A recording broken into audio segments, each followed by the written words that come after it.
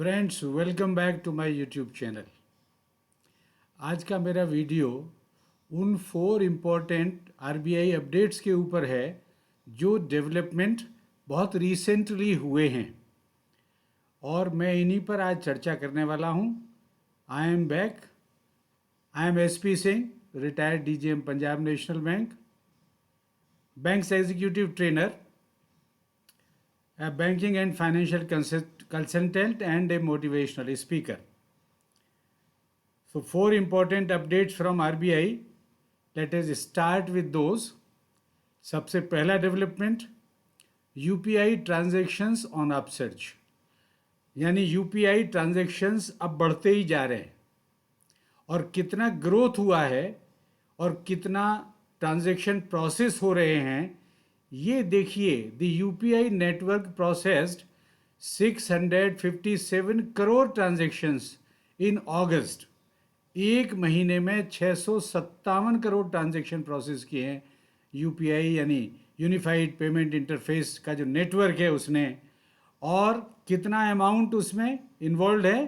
10.73 लाख करोड़। और ये डेटा हम कहाँ से ले रहे हैं? According to NPCI data. These transactions rose 84.6% on YOY basis यानी year on year basis in August 22। कितना percent increase? 84.6%, while the increase in value was up by 67.9% from the corresponding month of the previous financial year। यानी पिछले साल इसी महीने में और जब इस महीने के इस साल के हम कंपेयर कर रहे हैं तो वैल्यू में इनका जो इंक्रीज हुआ है दैट इज 67.9%। और ये जो इंक्रीज है, ये जो अपसर्ज है, ये किस बात को इंडिकेट करता है, किस बात को रिफ्लेक्ट करता है कि यूपीआई इंटरफेस का बहुत अधिक यूज़ हो रहा है और ये हमारा एक कदम आगे बढ़ता जा रहा है किसकी तरफ? कैश लेस इकोनॉमी की तरफ। और दूसरा, अब आप देखिए, हम दूसरा देखते हैं कि इंडियन इकोनॉमी के बारे में ये जो सेकंड हमारा रिसेंट डेवलपमेंट है that is related to our economic development. India है 6 साइडेड बफर और ये बात किसने कही है? आरबीआई गवर्नर ने। सो फुल्ली ऑथेंटिकेटेड क्या है हमारे पास? ये 6 जो आप बफर हमने या जो फायरवॉल्स क्रिएट करी हैं जो हमारी इकोनॉमी को प्रोटेक्ट करते हुए उसमें डेवलपमेंट एंड ग्रोथ भी रिफ्लेक्ट कर रही है, वो ये 6 ऐसे पॉइंट्स हैं जिसको हमें बहुत अच्छी तरह जानना भी चाहिए। Number 1, favourable growth differential. अब फेवरेबल ग्रोथ डिफरेंशियल क्यों है? क्योंकि जो हमारा पिछले साल का जीडीपी ग्रोथ रहा है उसका बेस लोअर है, तो अब जो भी डेवलपमेंट हो रहा है उसमें ग्रोथ हो रही है वो परसेंटेज टर्म्स में हायर अमाउंट से रिफ्लेक्ट हो रही है। तो पहला पॉइंट फेवरेबल ग्रोथ डिफरेंशियल है। दूसरा, lower inflation than its major trading partners. हमारे इकोनॉमी के जो मेजर ट्रेडिंग कंट्रीज़ हैं, मेजर ट्रेडिंग पार्टनर्स हैं, उन कंट्रीज़ में इन्फ्लेशन 10-12% से भी हायर चला गया है।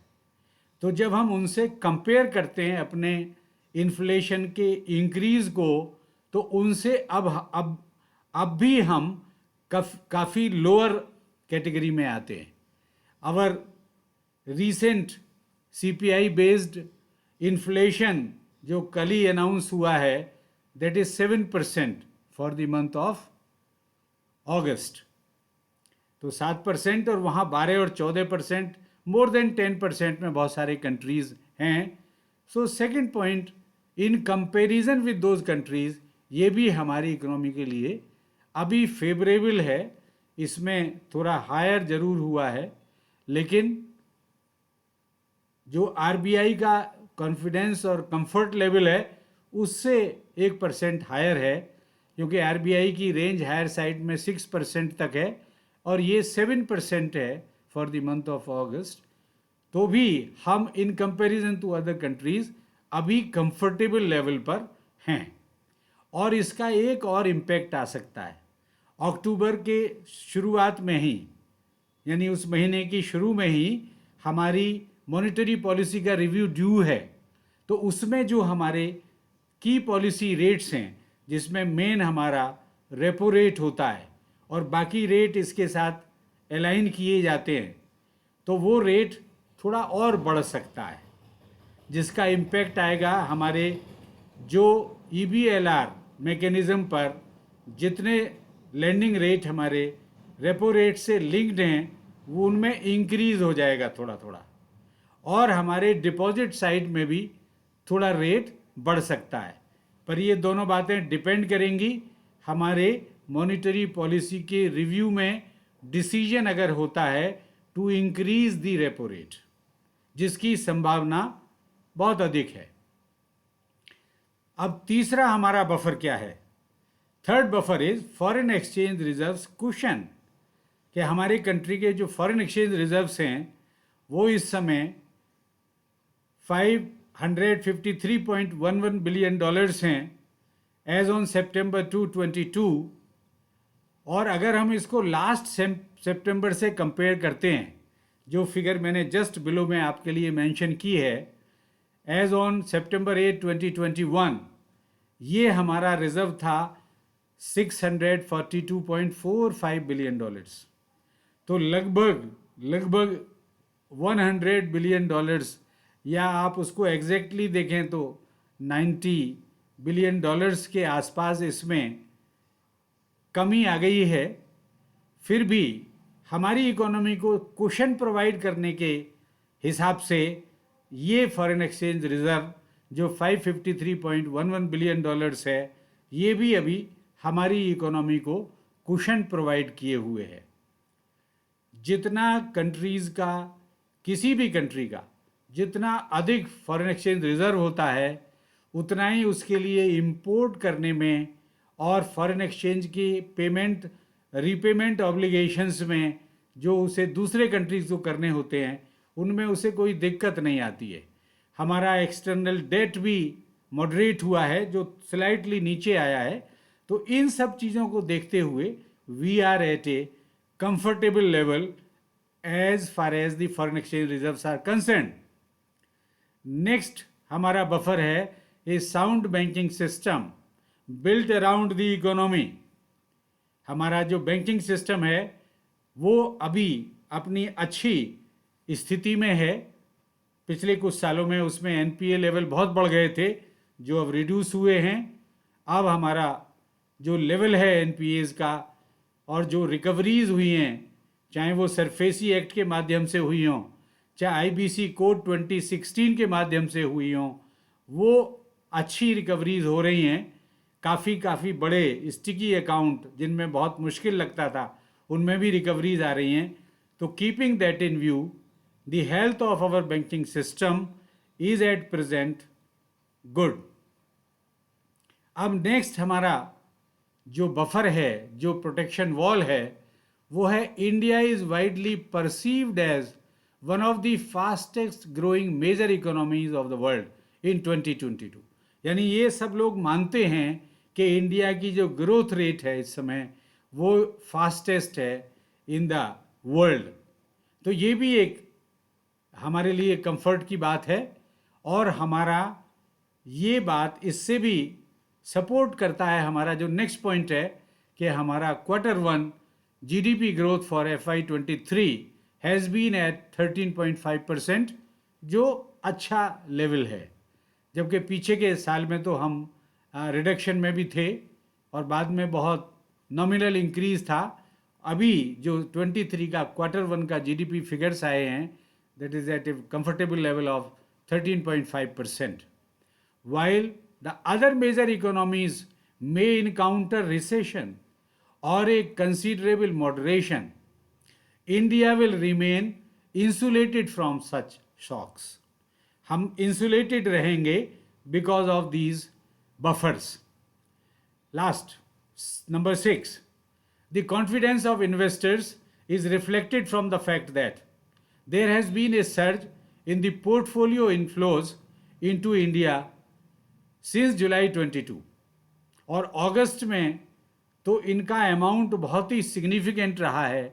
Inflows in August alone had been at $7.5 billion, which is 16 times more than the inflows in July 2022. तो ये भी इस बात को इंडिकेट करता है कि हमारे इकोनॉमी में जो इस समय अच्छी कंडीशन में है in comparison to other economies, कि हमारे जो एफपीआईज होते हैं, फॉरेन पोर्टफोलियो इन्वेस्टर्स, उसके थ्रू काफ़ी इनफ्लोज कंट्रीज में आ रहे हैं. और अभी मैं कल की रिपोर्ट देख रहा था, they are now net buyers. Few months back, a couple of months back, they were net sellers. They have turn into net buyers. तो ये कॉन्फिडेंस रिफ्लेक्ट करता है पोर्टफोलियो इन्वेस्टर्स का in our economy. Let us proceed to the next.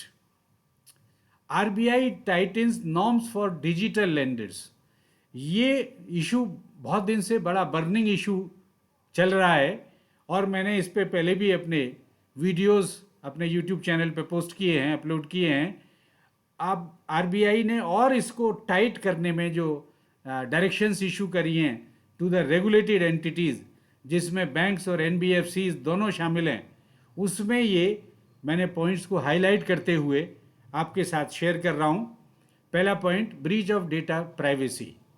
यानी इस चीज़ को रोकना है. आरबीआई गाइडलाइंस यहाँ पर प्रोटेक्ट कर रही हैं किसको? कंज्यूमर्स को. इसका ऑब्जेक्टिव है जो अभी ये इन्होंने शिकंजा कसा है, इसको रिफ्लेक्ट कर रही हैं कि हम कंज्यूमर्स को प्रोटेक्ट कर रहे हैं from breach of data privacy. इसमें कोई ब्रीच ना होने पाए. और जो अनफेयर बिजनेस कंडक्ट ये रिफ्लेक्ट करते हैं वो भी इन पर चेक लगे, ये इन पे लगाम कसी जाए यहाँ इस पॉइंट पर भी. और चार्जिंग एग्जॉर्बिटेंट इंटरेस्ट रेट्स, इसको भी रोका जाए. इस वजह से ये टाइटनिंग हो रहा है किसका? डिजिटल लेंडर्स का. अभी चाइना के बहुत से डिजिटल लेंडर्स की पेपर में, न्यूज़पेपर्स में, जो फाइनेंशियल न्यूज़पेपर्स आते हैं, उनमें रिपोर्ट्स आई हैं और आप लोग पढ़ भी रहे होंगे कि वहाँ ये बहुत धांधली कर रहे थे. और जब से आरबीआई ने इनको अपने रेगुलेशन में लिया है, both the entities, banks as well as NBFCs, तो थोड़ा थोड़ा इनके जो अनफेयर प्रैक्टिसेस हैं वो बाहर निकल के आ रही हैं, रेट ऑफ इंटरेस्ट हैं वो बाहर निकल के आ रहे हैं. और इनको अनएथिकल रिकवरी प्रैक्टिसेस, जो ये डराते हैं, धमकाते हैं, अनफेयर प्रैक्टिसेस को यूज़ करते हैं फिनटेक प्लेयर्स, वो सब आरबीआई ने इसको टाइटनिंग के माध्यम से चेक लगाने का प्रयास किया है, जिससे कंज्यूमर्स को बहुत बेनिफिट होने वाला है. RBI has Titan norms for digital lending. ये मैंने अलग कलर में इसलिए रिफ्लेक्ट किया है. इसका क्या आपको बोले? RBI has directed regulated entities, banks and NBFCs to ensure that digital lending apps don't access borrowers mobile phone resources.